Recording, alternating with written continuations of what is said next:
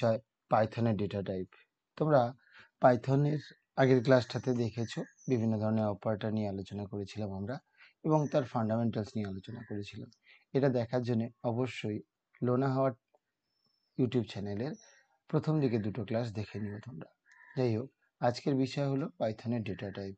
Data আমরা জানি কোনো ব্যক্তি বা বস্তুর ইতস্তত বিক্ষিপ্ত তথ্য, যেমন কোনো ব্যক্তির নাম, তার বয়স, তার ফোন নাম্বার, তার অ্যাড্রেস, এগুলো প্রত্যেকটি হলো একটা ডেটা টাইপ। যেমন আমি তোমাদের উদাহরণ দিয়ে বোঝাতে পারি। ধরো একটি স্টুডেন্ট, তার নেম হিসেবে আমরা ব্যবহার করতে পারি। দেখো, নেম হতে পারে ধরো স্নেহা। তো এখানে দেখো সবকটি কিন্তু অ্যালফাবেটিক ডেটা। তার এজ যদি আমরা ভাবি, তো এজ হচ্ছে 40 ধরো 40 যদি বা 14 হতে পারতো, যাই হোক 40। তো এটা একটা সংখ্যা, তাহলে একটা হচ্ছে দেখো অ্যালফাবেটিক, একটা হচ্ছে নিউমেরিক। আবার কখনো যদি তার মেল আইডি চেক করো, ধরো তার মেল আইডি এরকম একটা মেল আইডি যদি হয় স্নেহা 2025@gmail.com। এখানে সব কিছুই আছে। এখানে যেমন অ্যালফাবেট আছে, নিউমেরিক আছে, স্পেশাল সিম্বল আছে, আবার অ্যালফাবেট, আবার এখানে একটা চিহ্ন এবং দেখো কম আছে, এখানে অ্যালফাবেট আছে। তো এদের প্রত্যেকটা ধরন কিন্তু আলাদা। কেউ অ্যালফাবেটিক, কেউ হচ্ছে নিউমেরিক, কেউ স্পেশাল সিম্বল দিয়ে তৈরি করা হয়েছে। তো সেইগুলোই আমরা জানবো আজকের বিষয়ে। আমরা জানবো পাইথনের ডেটা টাইপ কত রকম এবং কি কি। পাইথনের ডেটা টাইপকে আমরা 7 ভাগে ভাগ করতে পেরেছি। দেখো, বিভিন্ন বইয়ে বিভিন্ন জায়গা থেকে বিভিন্ন যে তথ্যগুলো পাওয়া যায় তার ভিত্তিতেই তৈরি করা হয়েছে আজকের এই বিষয় স্লাইডগুলি। তো তোমরা দেখবে যে পাইথনের প্রথম যে ডেটা টাইপ, যেটা নিউমেরিক ডেটা টাইপ, আমরা সংখ্যা নিয়ে যেখানে কাজ করি সেইটার মধ্যে আমরা পাচ্ছি কি, আমরা পাচ্ছি ইন্টিজার, আমরা পাচ্ছি ফ্লোট, আমরা পাচ্ছি কমপ্লেক্স। ইন্টিজার কেমন হয় আমরা বলছি। তারপরে কি পাচ্ছি, দেখো সিকোয়েন্স ডেটা টাইপ। সিকোয়েন্সের মধ্যে কি আছে, লিস্ট আছে, টাপেল, রেঞ্জ। প্রত্যেকটা মনে রাখবে, সিকোয়েন্সে কারা আছে, লিস্ট, টাপেল এবং রেঞ্জ। টেক্সট ডেটা টাইপের মধ্যে কাকে পাচ্ছি, স্ট্রিং, স্ট্রিয়ার। আচ্ছা, সেট ডেটা টাইপের মধ্যে আছে আমরা দু রকম পাচ্ছি, একটা হচ্ছে সেট, একটা হচ্ছে ফ্রোজেন সেট। ম্যাপিং এর মধ্যে আমরা যেটা পাচ্ছি ডিক্ট বা ডিকশনারি। তোমাদের প্রোগ্রাম দিয়ে আমি বুঝিয়ে দেবো ডিকশনারি কেমনভাবে ব্যবহার করা হয়। এরপর একটা আছে Boolean data type. Boolean data type তোমরা দেখবে ট্রু ফলস দিয়ে তৈরি করা, সেগুলো বলছি আমি তোমাদেরকে। এছাড়াও আছে বাইনারি টাইপ। বাইনারি টাইপের মধ্যে বাইটস আছে, বাইট অ্যারে আছে, আর হচ্ছে মেমোরি ভিউ।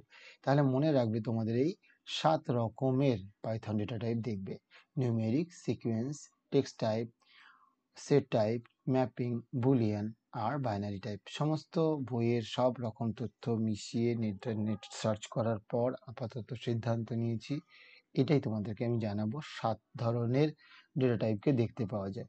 তোমরা দেখবে বিভিন্ন ক্লাসে আমি বলেছি কখনো 5, কখনো 6। তো এখানে আমি একদম পারফেক্ট তোমাদের বলে দিলাম, প্রত্যেকটা ডেটা টাইপ নিয়ে আলাদা আলাদা করে বলে দিলাম কি কেমন হয়। তোমরা এটা মনে রাখলেই পারবে, ঠিক আছে? এছাড়াও বিতর্কের বিষয়গুলো এড়িয়ে যাওয়াই ভালো।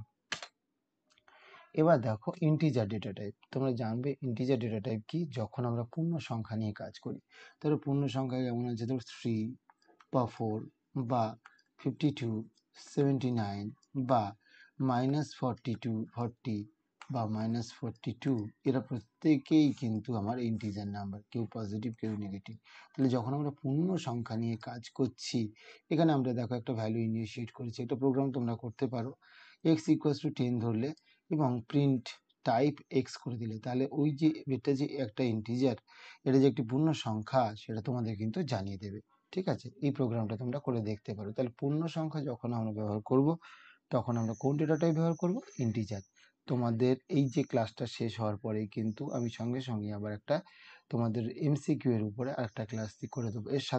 এর সাথেই যুক্ত থাকবে, লাস্টের দিকে কিছু এমসিকিউ প্রশ্ন করব। তাই ভালো করে মন দিয়ে দেখো, একটা ক্লাস সময় ধরে দেখো, বারবার দেখো, তাহলে তোমাদের কিন্তু প্রবলেম সলভ হবে। এবার আসি আমরা ফ্লোটিং পয়েন্ট। যখন কোনো দশমিক বিন্দু সম্পন্ন সংখ্যা সহ কোনো একটা সংখ্যাকে আমরা রিপ্রেজেন্ট করতে চাইছি, ধরো 5.4 বা 6.9 বা -2.22 এরকম ধরনের যখন কোনো আমরা ডেটা নিয়ে কাজ করছি, দশমিক সংখ্যা নিয়ে কাজ করছি, তাকে আমরা বলছি ফ্লোটিং সংখ্যা, ফ্লোটিং পয়েন্ট। দেখো এখানে একটা আছে y ইকুয়ালস টু 3.14, এখানে পয়েন্ট আছে বলেই কিন্তু এটা আমাদের ফ্লোটিং পয়েন্ট। হ্যাঁ, আরেকটা কথা মনে ধরো 5, এটা কিন্তু ইন্টিজার নাম্বার, কিন্তু 5.0 বলো তো কি নাম্বার জানো তোমরা? এটা কিন্তু ফ্লোটিং নাম্বার। যখন পয়েন্ট আসবে এবং 0 দিয়ে রিপ্রেজেন্ট করছি আমরা, তখন সেটা কিন্তু আমরা জানি 5.0 আর 5 এর একই ভ্যালু, কিন্তু এটা হলো ইন্টিজার আর এটা হলো তোমার ফ্লোট। মনে থাকবে সবার? আচ্ছা, এরপরে দেখো আমরা যদি এই প্রোগ্রামটা করি y ইকুয়ালস টু 3.14 এবং তার প্রিন্ট নিয়ে নিই টাইপ সহ, তাহলে কিন্তু আমরা পেয়ে যাব তার টাইপটা কেমন। এটা সবাই বাড়িতে বা মোবাইলে কম্পিউটারে করবে। তোমাদের মোবাইলে তো Q3 পাইথন Q3 বলে একটা অ্যাপস ইনস্টল করাই আছে, সেটা থেকে তোমরা দেখবে। এবার আসি আমরা যখন জটিল সংখ্যা বা কমপ্লেক্স নাম্বার ইউজ করা হয়ে থাকে তখন কিভাবে হয়। কমপ্লেক্স নাম্বার দেখো এই ধরনের নাম্বার 2 + 3j বা 3 + 4i, এরকম ধরনের যে সংখ্যাগুলো, এদের মধ্যে এইগুলোই কিন্তু হচ্ছে তোমাদের কি এর ভ্যালু। এরাই কিন্তু তোমার কমপ্লেক্স নাম্বার। 2 + 3j এই ধরনের যে নাম্বার, এখানে তোমরা জটিল সংখ্যা, এগুলো নিয়ে নর্মালি আমরা খুব একটা কাজ করি না। ফিজিক্স বা মডার্ন ফিজিক্সে এই ধরনের কাজে ম্যাথগুলো কাজে লাগে। তো যাই হোক, জটিল সংখ্যা এরকম, এর ভ্যালুগুলো আমরা পরে দেখবো, আলোচনা করবো। আচ্ছা, এবার আসি আমরা str হচ্ছে স্ট্রিং। যখন আমরা কোনো অ্যালফাবেটিক ডেটা টাইপ ইউজ করবো, যেমন ধরো কারোর নাম, আমার নাম আছে এবং এখানে তার টাইপ, তখন আমরা যখন সিঙ্গেল কোড ধরো লিখলাম পাইথন, এটা কিন্তু একটা স্ট্রিং ডেটা টাইপ। আবার ভেবে দেখো ধরো কারো এজ আছে 40, তো এটা কিন্তু একটা পাইথন ডেটা টাইপ। যখন ডাবল কোটেশন বা সিঙ্গেল কোটেশনের মধ্যে নেওয়া হবে, তখন সবই কিন্তু সেগুলো সব কিন্তু হবে স্ট্রিং। মনে রাখবে, ডাবল কোটেশন, সেই সিঙ্গেল কোটেশন, ডাবল কোটেশন, সমস্ত ধরনের যতগুলো কোটেশন হয়, সব কোটেশন যখন ইউজ করবে তখন সবই কিন্তু স্ট্রিং হবে। আর স্ট্রিং কিন্তু মিউটেবল নয়, পরিবর্তন করা যাবে না। আচ্ছা, লিস্টের কথা বলি। লিস্ট হলো পরিবর্তনযোগ্য মিউটেবল ডেটা টাইপ। এটা আমরা কিভাবে ইউজ করে থাকি দেখো, এরকম ভাবে কিন্তু থার্ড ব্র্যাকেট ইউজ করে থাকবো। এখানে ফ্রুটস আছে, ফ্রুটসে দেখো আমরা কি করেছি, অ্যাপেল এবং বানানা করেছি। তো এরা সবাই কিন্তু এখানে দেখো অ্যাপেলস এবং বানানা আছে, তো এরা সবাই কিন্তু আমার লিস্টের এলিমেন্টসগুলো। তো এটা কিন্তু আমরা মিউটেবল মানে পরিবর্তনযোগ্য, তুমি যদি চাও এটা পরিবর্তন করতে পারো। এই প্রোগ্রামটা তোমরা কম্পিউটারে করবে এবং রান করিয়ে দেখতে পারো। তো এখানে আমরা লিস্ট যখন করব, লিস্ট তুমি ধরো a ইকুয়ালস টু এরকমও করতে পারো তোমরা, a ইকুয়ালস টু 1, 2, 3, এগুলোও কিন্তু এক একটা লিস্ট।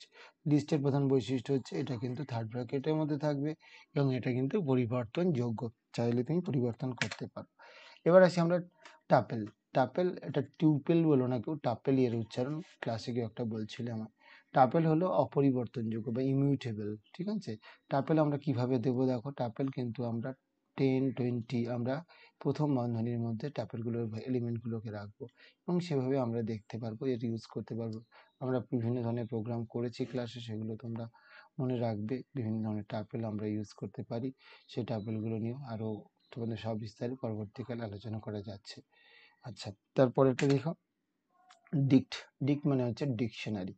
ডিকশনারি কেমনভাবে ইউজ করা হয় দেখো, আমরা জানি পার্সন ইকুয়ালস টু এরকম একটা প্রোগ্রাম আমরা আগেও করেছি বা এরকম হয়তো তোমরা করতে পারো। সেখানে আমরা কিন্তু এখানে নেম, তারপরে এজ, এখানে সব কিছু কিন্তু জোড়ায় জোড়ায় আসে, ভ্যালুগুলো জোড়ায় জোড়ায় আসে। তোমরা যদি একটা প্রোগ্রাম দেখো, আমি এখানে প্রোগ্রামটা ধরি, একটা প্রোগ্রাম লিখছি দেখো, ডিক্ট ইকুয়ালস টু, এখানে সেকেন্ড ব্র্যাকেট দিলে, এবার এখানে দিলে ধরো নেম, এখানে দিলে মিলান। এখানে বৈশিষ্ট্যটা, এই ধরনের প্রোগ্রাম লেখার বৈশিষ্ট্য, এখানে কিন্তু কমা দিতে হবে আর এখানে কিন্তু কোলন মাস্ট চাই। আর এখানে হচ্ছে ধরো এজ লিখলে ডাবল কোটেশন কোড দিলে এখানে ধরো দিলে 45, তো সেটা কিন্তু চলে আসবে, ঠিক আছে। তো তোমরা পারবে এটা করতে। দেখো এরপরে আসি আমরা পরেরটায়।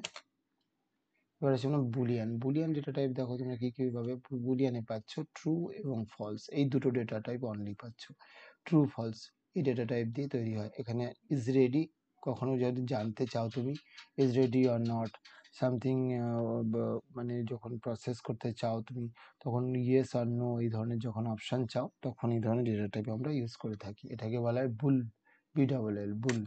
তো বুলিয়ানের পর আমরা আসি বাইটস বলে একটা ডেটা টাইপ আছে। বাইটস দেখো, ওই ডেটা টাইপ হলো একটা বাইনারি ডেটার জন্য ব্যবহার করা হয়ে থাকে। Data equals to B, value যদি তুমি করো তাহলে তার বাইনারি ডেটা টাইপ বাইটস দেখতে পাবে। সবাইকে আমাকে যে পাইথনের ডেটা টাইপ বলতে তোমরা কি বোঝো? স্টোরেজ ডিভাইস বোঝো? এটা স্টোরেজ ডিভাইস বোঝো, না এটাকে ভাষার ধরন বোঝো, না তথ্যের ধরন বোঝো, না প্রসেসরের গতি বোঝো? অবশ্যই তোমরা বোঝো তথ্যের ধরন, ডেটা টাইপ, তথ্যের ধরন, ঠিক আছে, সরি তথ্যের ধরন, এটা বোঝো তোমরা, তাই না? তথ্যের ধরন বোঝাতেই আমরা কিন্তু এটাকে ব্যবহার করে থাকি। পরের প্রশ্ন, কোনটি একটি সংখ্যা ডেটা টাইপ? তো সংখ্যা ডেটা টাইপ ইন্টিজার হতে পারে, ক্যারেক্টার, বুলিয়ান, স্ট্রিং এগুলো কোনোটাই হবে না। তাহলে কি হবে? তাহলে অবশ্যই হবে ইন্টিজারটা, ঠিক আছে, ইন্টিজার ডেটা টাইপটা হবে। এবার আসি বুলিয়ানের ডেটা, ওই ডেটা টাইপের কয়টি মান থাকতে পারে? তোমরা দেখলে এক্ষুনি বুলিয়ানের ডেটা টাইপ কটা ভ্যালু হয়ে থাকে? 1, 2, 3, 4 মধ্যে কোনটা? অবশ্যই হয়ে থাকবে তোমাদের দুটি ডেটা টাইপ হয়ে থাকবে, দুটি, ঠিক আছে। এবার আসি স্ট্রিং এর ডেটা টাইপ কি ধরনের করে, কি ধারণ করে? স্ট্রিং ডেটা টাইপ কেবলমাত্র অক্ষর, সংখ্যা, কেবল চিহ্ন, অক্ষর এবং টেক্সট, অক্ষর এবং সত্য মিথ্যা, আচ্ছা সব কিছুই করতে পারে। স্ট্রিং হচ্ছে তোমার তার মধ্যে অক্ষর এবং টেক্সটটা কি বলতে পারো? আমরা যখন এখানে ডাবল কোটেশন আমরা যখন ইউজ করব, তার মধ্যে যা কিছু রাখবো সবই কিন্তু হবে কি, সব কিন্তু হবে তোমার স্ট্রিং ডেটা টাইপ। যখন সিঙ্গেল কোট বা ডাবল কোটের মধ্যে ইউজ করবো তখন আমরা এটা পারবো। আচ্ছা, এর বলো ফ্লোট ডেটা টাইপ কি বোঝায়? ফ্লোট ডেটা টাইপ বলতে বোঝায় পূর্ণ সংখ্যা, দশমিক সংখ্যা, টেক্সট সংখ্যা। এটা অবশ্যই হবে তোমাদের দশমিক সংখ্যা, তাই তো? দশমিক সংখ্যা বোঝাবে, দশমিক সংখ্যা বোঝাবে।